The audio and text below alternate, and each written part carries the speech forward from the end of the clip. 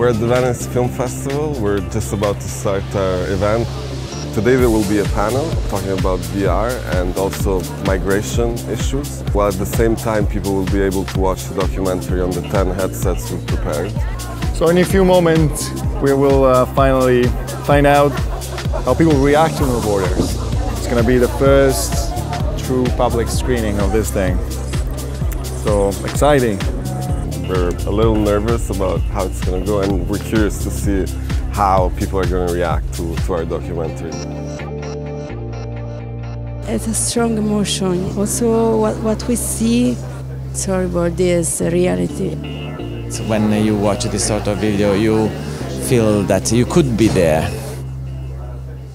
Last night we went a bit around the festival with our headsets, and we showed some people the documentary. Some very important filmmakers saw it, some actors, and for most of them it was the first time trying VR. We noticed that lots of them actually stayed to the very end, and they were like, okay, at the beginning I was really excited, I was looking here and there and everything. At the end I was devastated by what you were telling in the story.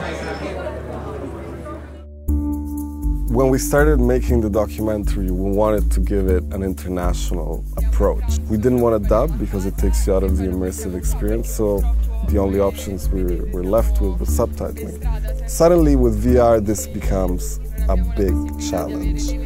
So you will think that almost all of the apps like Facebook, YouTube, whatever you can put on your Android phone, they all support subtitles in a sensible way.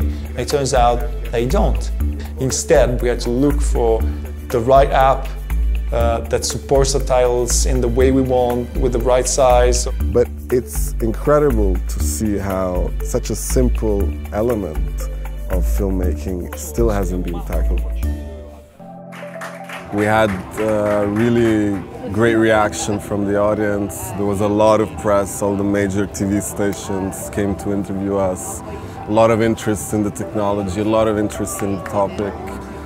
Technically, we achieved quality that is superior to some of the content that's around at the moment. I think also narratively we tried to do something new. Now, whether we achieved that goal, it's not for me to say, but we tried, and I think that's what's important. When you have limits, when you have borders that you need to stay within, you find new creative ways to solve problems. And I believe this is what drives our work, and it's what drives the industry. I wish I could say I'm gonna rest for a month, but the truth is I'm going back to the foundry like tomorrow.